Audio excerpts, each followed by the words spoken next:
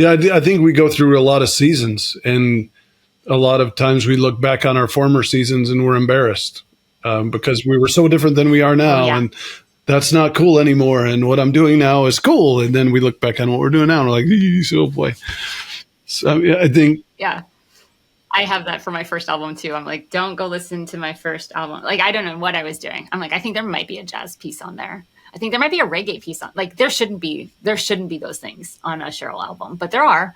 But I haven't stripped it down. They're snapshots of where you were in that time. You can't get mad at yourself or your 14-year-old self for having braces, or your 12-year-old self for having you can't get mad at that. Like, it was just a snapshot, and it's helped you to get to where you are now. So I think we have this perception as artists that the people who are truly super, super successful have just been amazing always.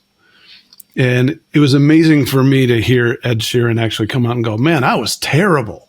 I was awful. And it took me forever to get decent.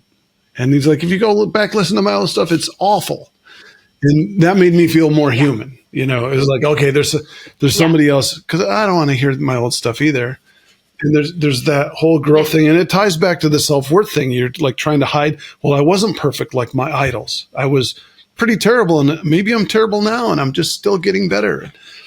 It's always growing.